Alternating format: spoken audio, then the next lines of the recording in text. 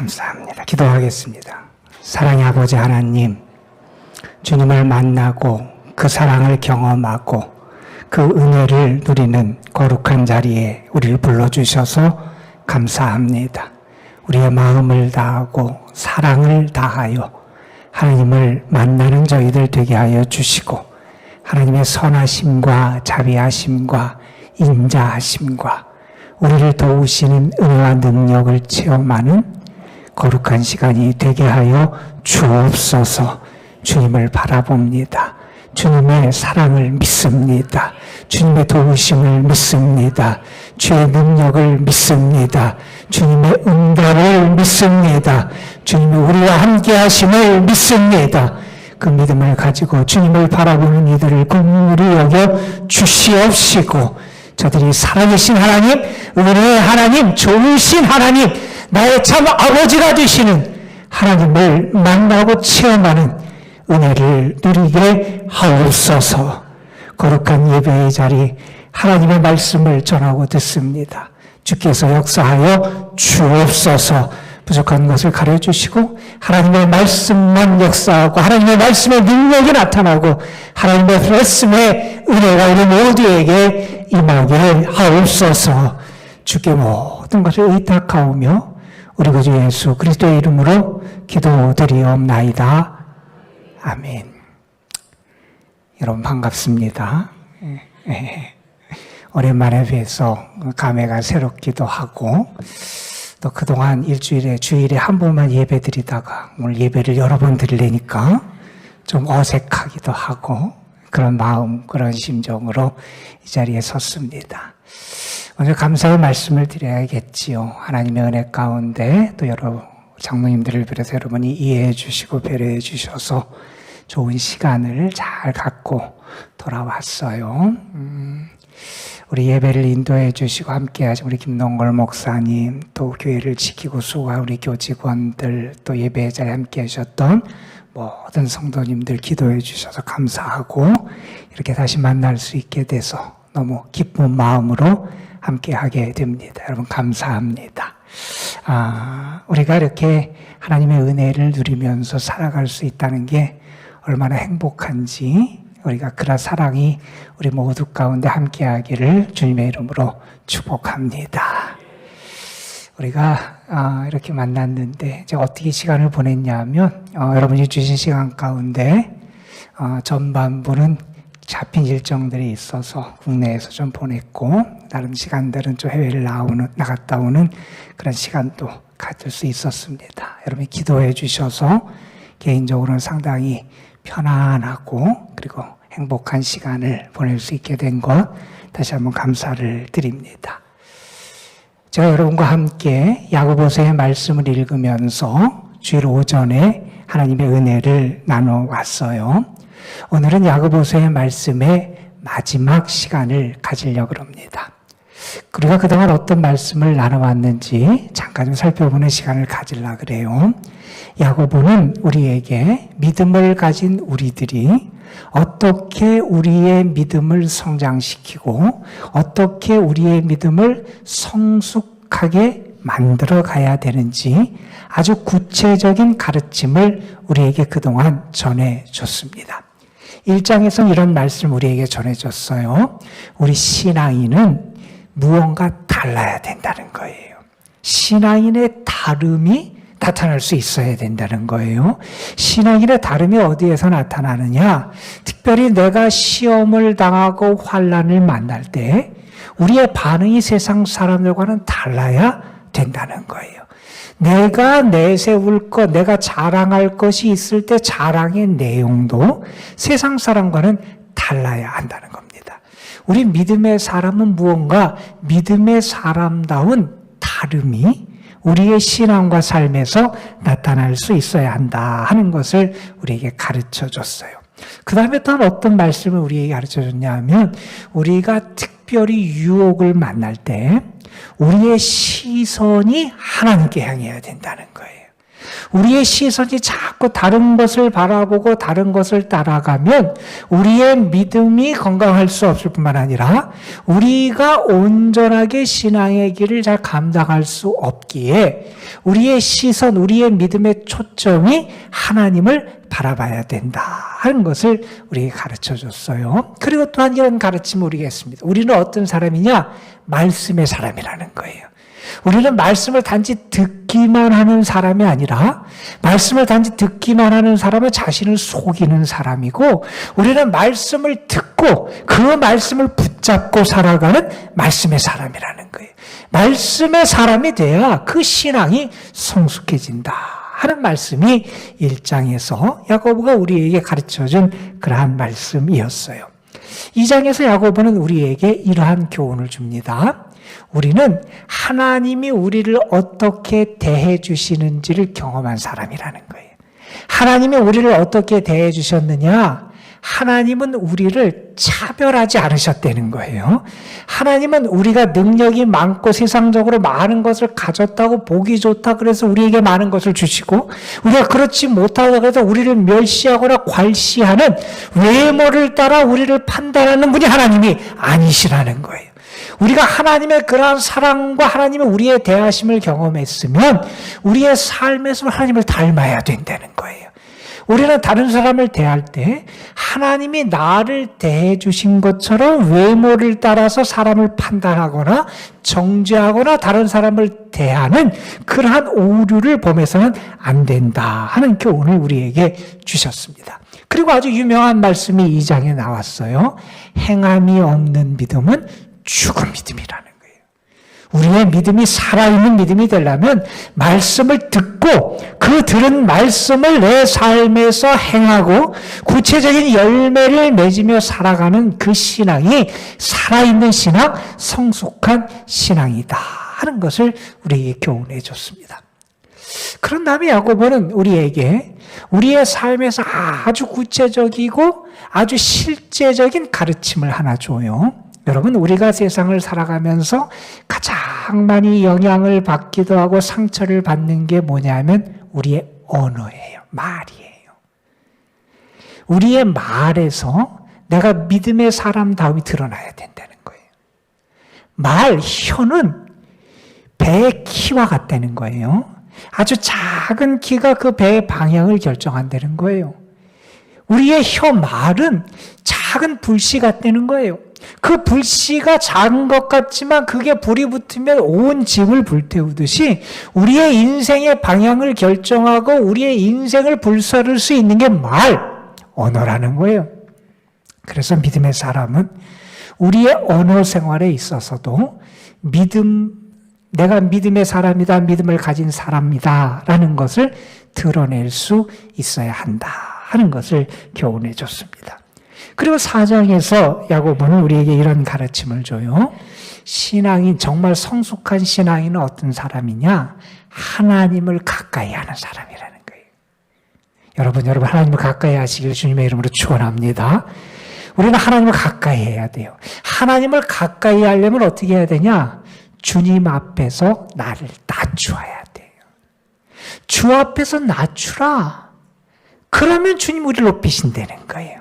하나님을 가까이 하면 하나님을 가까이 하신다. 우리는 하나님을 가까이 하는 하나님과 벗된 삶을 살아가는 사람, 그게 성숙한 신앙인의 모습임을 우리에게 권면해 주면서 우리에게 또한 이런 얘기를 합니다. 내 인생이 내 계획대로 될 거라고 착각하지 말라는 거예요. 내가 아무리 좋은 계획을 세우고 아무리 좋은 목표를 가지고 좋은 비전을 가지고 좋은 꿈을 가지고 있을지라도 하나님이 허락하셔야 된다는 거예요. 내 인생의 주권이 하나님께 있음을 인정하라는 거예요. 아무리 내가 좋고 선한 목표와 계획과 꿈을 가지고 있어도 우리 믿음의 사람이 고백해야 되는 것은 뭐냐면 주님이 허락하시면, 주님이 뜻하시면 내가 그 삶을 살아가겠습니다. 이 고백이 우리에게 살아 있어야 한다는 거예요. 그리고 또 이런 말씀을 합니다. 우리 신앙인은 자기 자신에게 부여한 삶이 아니라 하나님께 부여한 삶을 살아가야 된다는 거예요. 내가 이 세상에서 누리는 것을 내 자신만을 위해서 나의 행복과 유익과 편안함만을 위해서 나를 위해서만 쌓아가는 그런 사람이 아니라 하나님의 뜻, 하나님의 일, 하나님의 꿈을 위해서 하나님께 부유한 삶을 살아가는 것이 신앙인의 삶이다. 여러분 이 말씀이 얼마나 은혜스럽고 얼마나 우리의 믿음을 구체적으로 가르치는 그런 말씀들인지 몰라요. 우리가 지금까지 이러한 야고보서의 그런 말씀들을 살펴왔고 오늘 그 마지막 순서로 기도에 대한 말씀을 함께 살펴보려고 그래요. 어느 스승이 제자들과 함께 정글을 거닐었어요. 맹수들이 가득한 정글을 거닐다가 정글에서 밤을 맞이하게 됐어요. 왜냐하면 정글을 거닐다가 중간에 길을 잃었어요. 이렇게 저렇게 다니다가 길을 잃고 헤매다가 캄캄한 그런 밤에 정글에서 하루를 보내게 된 거예요. 제자들이 얼마나 두려움 속에서 공포 속에 떠는지 몰라요. 그런데 그 스승은 믿음이 좋은 분이었대요.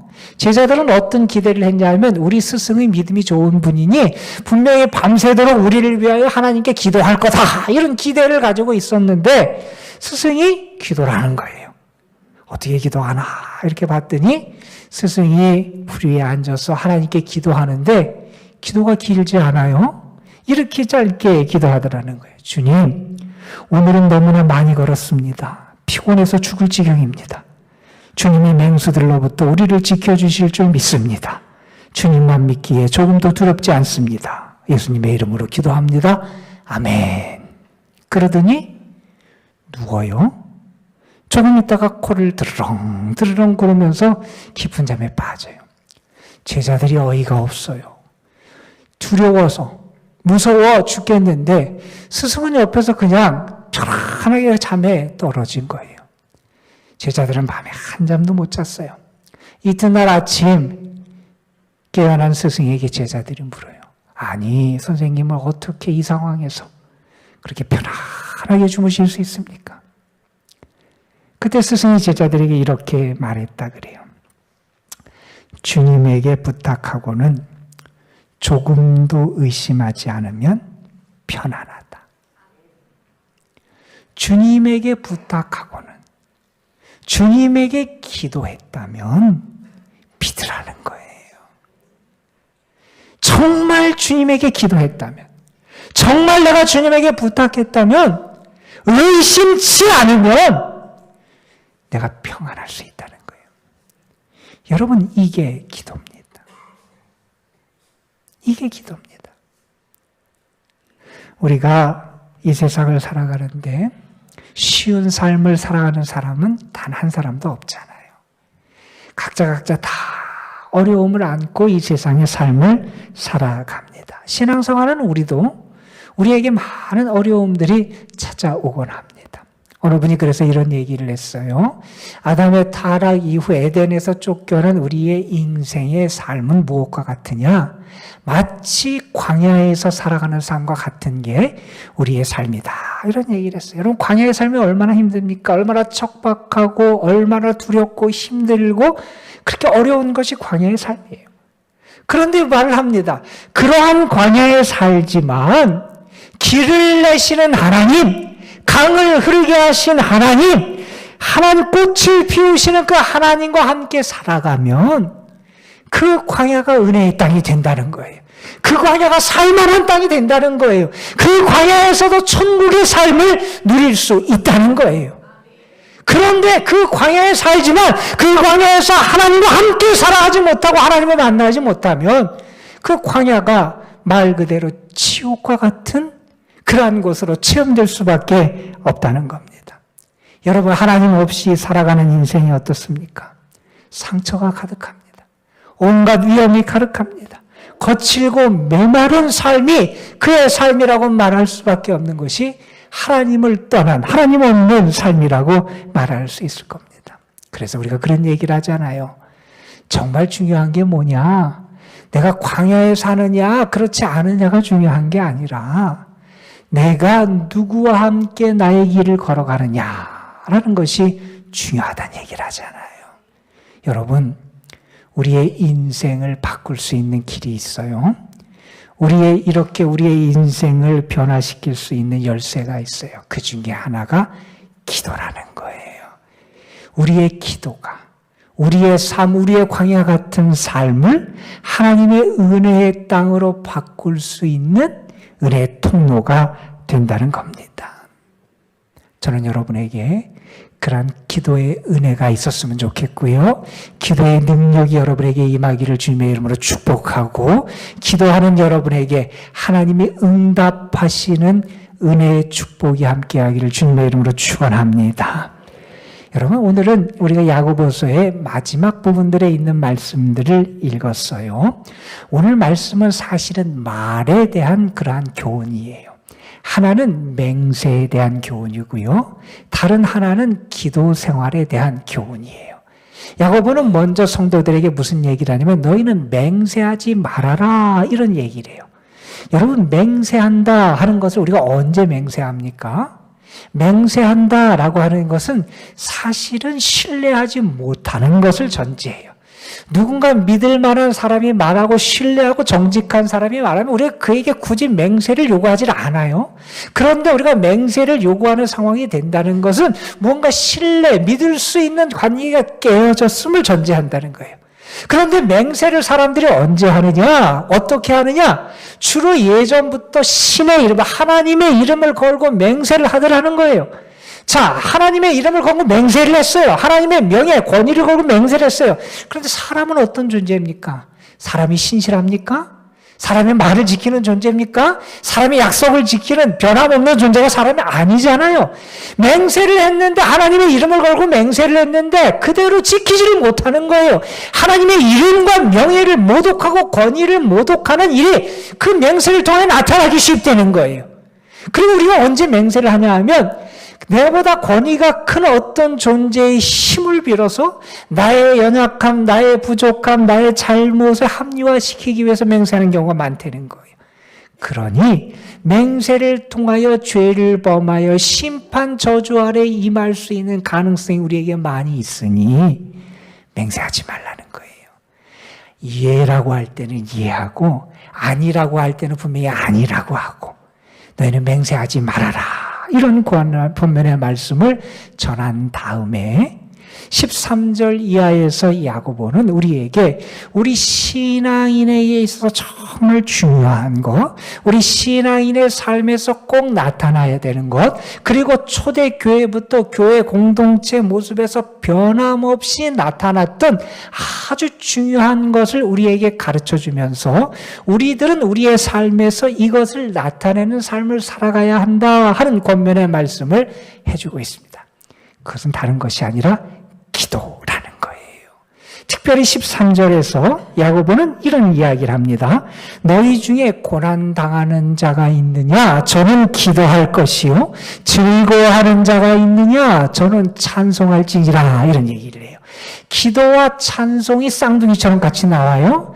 여러분, 이거는 무엇이냐면 하나님이 우리에게 기대하시는, 우리에게 원하시는 자세와 모습이 있는데 그것이 기도와 찬송이라는 거예요. 여러분, 우리의 삶에서 편안할 때가 있어요. 그리고 우리의 삶에서 환난과 시련이 찾아올 때가 있어요. 때로는 우리의 순풍에 돛단 것처럼 나의 삶이 순탄하게 진행될 때가 있어요. 때로는 예기치 않은 시련과 역경이 나에게 엄습해 올 때가 있답니다. 자, 이러한 상황에서 내가 취해야 되는 삶의 태도가 있다는 거예요. 하나님이 그때 우리에게 나타나기를 기대하시는 모습이 있다는 거예요. 그건 뭐냐 하면 찬송과 기도라는 거예요. 우리 신앙인은 이 찬송과 기도의 생활을 해야 한다는 거예요. 때로는 어려움이 있을 수도 있어요. 그러나 우리는 무엇을 믿어요? 하나님의 선하심을 믿잖아요. 합력하여 선을 이루시는 하나님의 역사하심을 믿잖아요. 그 하나님의 역사와 선하심과 하나님의 섭리를 믿으면 너희는 어떻게 해야 되느냐? 기도하고 찬송하라 하는 가르침을 주고 있는 겁니다. 야고보는 먼저 이런 얘기를 합니다. 너희 중에 고난당하는 자 있으냐? 어려울 때 기도하라는 거예요. 여러분, 고난을 당할 때 우리가 기도를 하면 우리는 누구에게 가까이 갑니까? 하나님께 가까이 가는 거예요. 하나님과 교제하는 거예요. 하나님의 능력을 체험하게 됩니다. 야고보는 그래서 권면합니다. 너희 중에 고난당하는 자가 있느냐? 그는 기도하라. 다시 말해서 그의 염려와 걱정을 하나님께 맡기라는 거예요. 염려와 걱정을 하나님께 던져버리고 그 하나님을 붙잡는, 그 하나님께 매달려 간구하고 기도하는 그 일에 전념하는 것, 그것이 하나님이 내가 어려움을 당했을 때 나에게 기대하시는 성숙한 믿음의 모습이다 하는 겁니다. 여러분, 어려우면 기도하고 어려움이 지나가면 기도를 하지 않는 분들이 있어요. 병들면 기도하고 병에서 낫거나 건강하면 기도하지 않는 분들이 있습니다. 실패할 때는 기도하는데 성공하거나 일이 잘 될 때 기도를 멀리 하는 분들이 있어요. 우리는 그렇게 얘기해. 기도는 영혼의 호흡이다 그러잖아요. 그 영혼이 살아있는 사람은 기도한다는 거예요. 여러분, 영혼이 살아있다는 게 뭡니까? 그 사람이 믿음이 있다는 거예요. 정말 믿음을 가진 사람, 정말 하나님과의 교제 속에 살아가는 사람, 정말 그 믿음, 그 생명이 그 속에 역사하는 사람은 하나님께 기도하며 살아간다는 겁니다. 여러분, 우리 존 웨슬리 목사님이 이러한 얘기를 했어요. 우리의 기도는 우리의 진심을 하나님께 토로하는 것입니다. 그렇지 않은 기도는 모두 위선입니다. 여러분, 나의 진심, 내 마음, 나의 고통, 나의 아픔, 나의 상처, 나의 울분, 나의 연약함, 이것을 누구에게? 하나님께 토로하는 것, 그게 기도라는 거예요. 위선이 되어서는 안 된다는 거예요. 하나님과의 진실한 만남을 통하여, 하나님과의 인격적인 교제를 통하여 하나님과 사귀고 그분을 만나고 그분과의 교제 속으로 나아가는 그것이 기도라는 겁니다. 하나님은 우리에게 뭐라고 말씀하십니까? 너는 나에게 부르짖으라는 거예요. 내가 네게 응답하겠다는 거예요. 네가 알지 못하는 크고 비밀한 일을 내게 보여주겠다고 말씀하세요. 예레미야 33장의 말씀입니다. 하나님은 우리에게 부르짖으라고 요구를 하세요. 주님은 산상설교에서 제자들에게 뭐라고 말씀하십니까? 구하라. 그리하면 너희에게 주실 것이요. 찾으라. 그러면 찾을 것이요. 문을 두드리라. 그러면 너희에게 열릴 것이라고 말씀하십니다. 여러분, 왜 하나님이 우리에게 부르짖으라고 그러십니까? 왜 주님이 우리에게 기도하라고 가르치십니까? 그것은 내 인생의 주권이 하나님께 있음을 인정하라는 거예요. 하나님을 하나님으로 인정하라는 거예요. 나의 삶의 모든 것의 열쇠를 누가 가지고 계시? 하나님이 가지고 계시. 네가 고백하고 선포하고 그것을 믿으라는 것이 주께서 우리에게 기도하라는 그런 요구에 담겨 있는 그 내용이라는 거예요. 여러분, 하나님을 믿으십니까? 하나님이 여러분의 주권자이심을 믿으십니까? 하나님의 살아계심을 믿으십니까? 그러면 기도하십시오. 기도가 여러분의 인생을 변화시킨다는 거예요. 여러분, 그래서 내가 시험을 당하거나 고난을 만날 때 내가 하나님께 기도함으로 내가 믿음의 사람임이 드러날 수 있어야 된다는 겁니다. 자, 이어지는 말씀에서 야고보는 뭐라고 얘기하면 이런 얘기를 합니다. 내가 고난을 당할 때 하나님을 기억하고 기도해야 되고, 내가 편안하고 즐겁고 행복할 때 어떻게 해야 되느냐? 하나님께 찬송, 감사하라는 거예요. 여러분, 이게 무슨 얘기인지 우리가 너무나 잘 알아요. 내 힘으로, 내 재주로, 내 지혜로, 내 능력으로, 내 힘으로 내가 얻은 게 아니라는 것을 알려는 거예요. 많은 사람이 착각한다는 거예요. 내가 애써서 된 줄 안 되는 거예요. 내가 계획을 잘 세워서 된 줄 안 되는 거예요. 내가 잠을 안 자고 내가 땀 흘리고 수고해서 이런 줄 안 되는 거예요. 그런데 야고보는 우리에게 말합니다. 즐거워할 일이 있느냐? 찬송하라는 거예요. 하나님이 나에게 베풀어 주신 은혜임을 알고 고백하며 감사하며 하나님께 영광을 올려드리라는 거예요. 여러분, 우리 믿음의 선배들이 그렇게 살았습니다. 고난의 자리에서도 찬송했습니다. 감옥에서도 찬송했습니다. 기쁜 일이 있을 때 시와 찬미와 신령한 노래로 하나님을 찬송했던 것.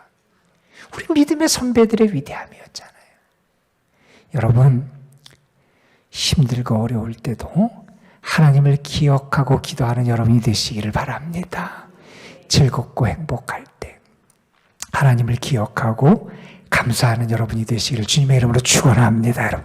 자, 이어지는 14절 말씀에서 야고보는 다시 한번 그 14절 이하의 말씀에서 무슨 얘기를 하면 기도의 주제를 다시 한번 끌어옵니다. 어려움을 당해요. 특별히 병이 들었을 때 어떻게 하느냐? 교회 리더들을 초대해서 함께 기도하라는 거예요.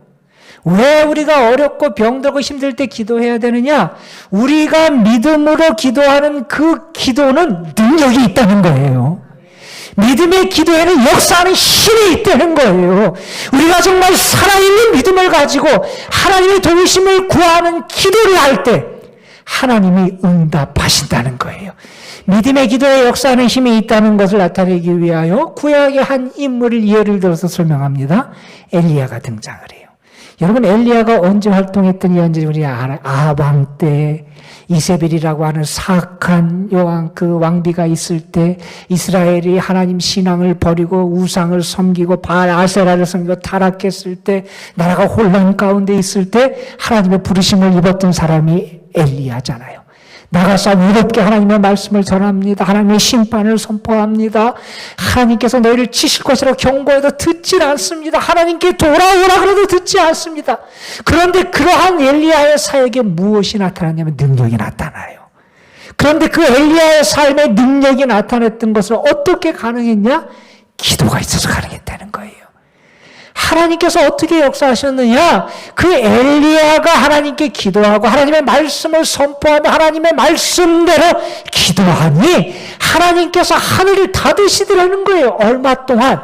3년 6개월 동안. 엘리야가 다시 하나님의 말씀을 받고 하나님의 뜻대로 하나님께 간구합니다. 그랬더니 하나님의 하늘을 여시고 비를 내려주세요. 여러분, 엘리야를 통해 능력이 나타났습니다. 그 능력은 기도를 통한 하나님의 응답이었습니다. 그런데 이 엘리야의 이야기를 하면서 야고보는 무슨 얘기를 하면 이런 얘기를 합니다.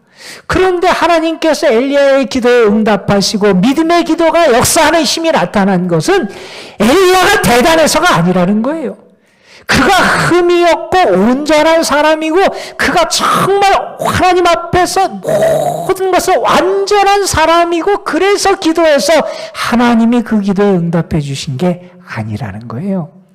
그도 우리와 성정이 똑같은 사람이라는 거예요. 그도 부끄러움도 있고 연약하고 그러나 그가 믿음으로 기도할 때 하나님이 그 믿음의 기도에 역사하시더라는 거예요. 여러분, 엘리야가 그렇게 기도했다면 그리고 엘리야가 그렇게 하나님의 역사하시는 은혜의 능력을 체험했다면 우리도 그 역사를 경험할 수 있다는 겁니다. 여러분, 하나님의 능력을 경험하기 원하십니까? 기도하십시오. 하나님의 선하심을 체험하길 원하십니까? 기도하십시오. 간절한 기도, 믿음의 기도는 역사하는 힘이 있다는 겁니다. 우리는 내가 기도의 축복을 가지고 있고 하나님의 기도의 권세와 능력을 가지고 있다는 사실을 잊어버리고 살 때가 많이 있어요. 여러분, 하나님은 우리에게 권세를 주셨어요. 하나님의 은혜의 보좌 앞으로 나아가는 권세를 주셨어요. 하나님께 기도할 수 있는 그런 권세와 은혜와 축복을 우리에게 허락해 주셨다는 거예요. 여러분, 그 권세와 축복과 은혜를 누리는 여러분이 되시기를 주님의 이름으로 축원합니다. 여러분, 친한 사람하고는 1시간이고 2시간이고 여러분 이야기를 잘하잖아요. 그렇죠? 친하지 않은 사람과 10분 이야기하기 너무 어렵잖아요. 여러분, 하나님과 친하세요?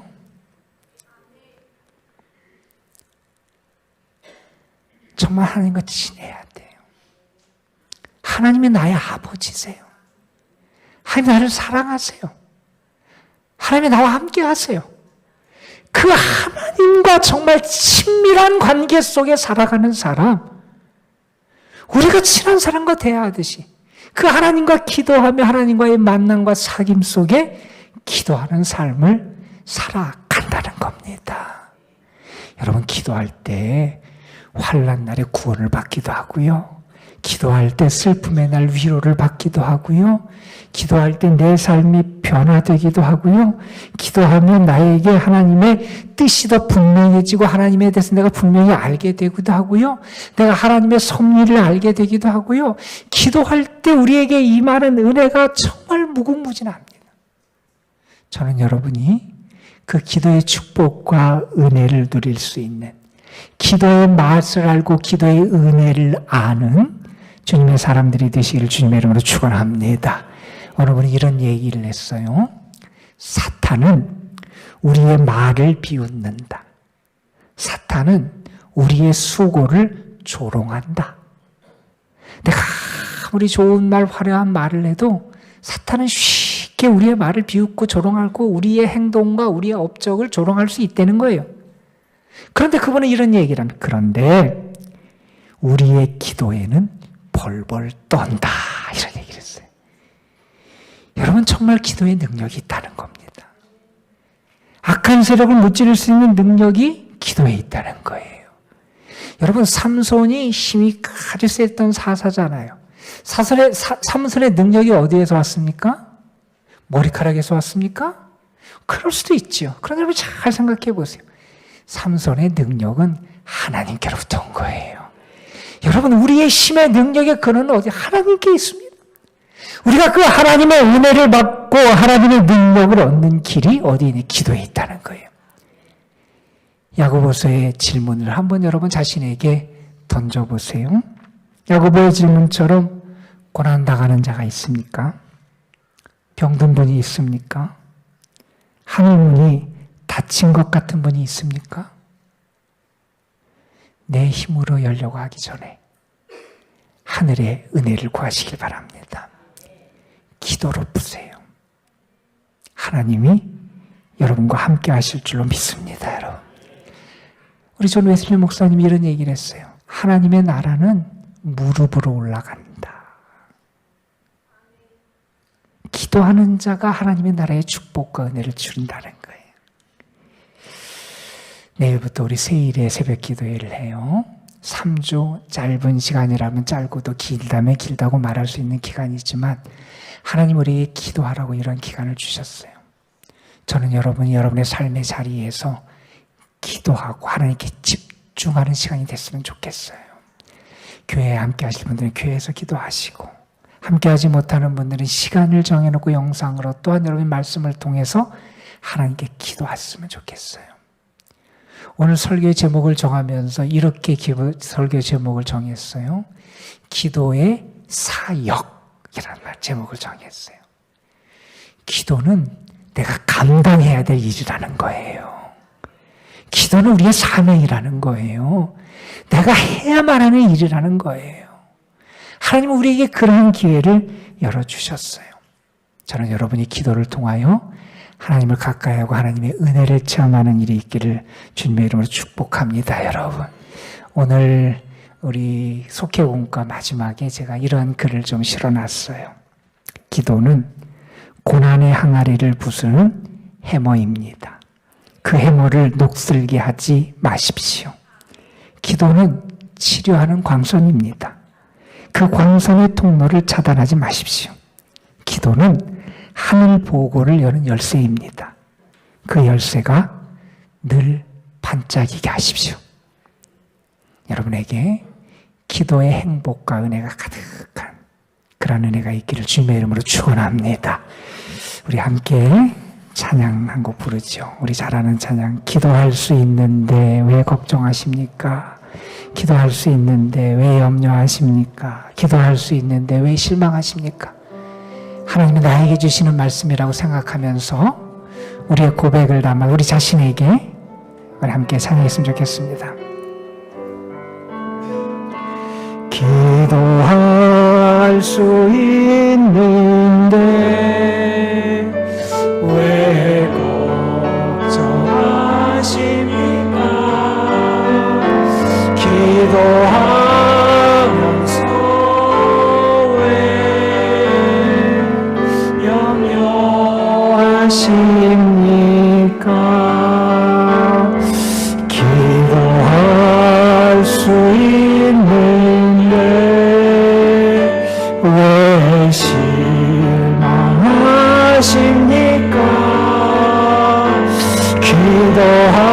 기도하면서 왜 방황하십니까? 주님 앞에 무릎 꿇고 간구해 보세요. 마음을 정결하게 뜻을 다하여 기도할 수 있는데 왜 걱정하십니까? 기도하면서 왜 영원하신 주님 앞에 무릎 꿇고 간구해 보세요. 주님 앞에 무릎 꿇고 간구해 보세요. 마음을 정결하게 뜻을 다하여 기도할 수 있는데 왜 걱정하십니까?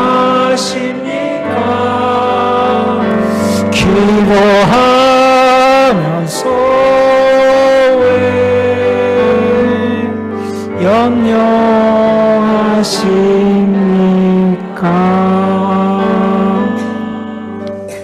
하나님, 우리 모두가 기도의 사람이 되게 하여 주옵소서.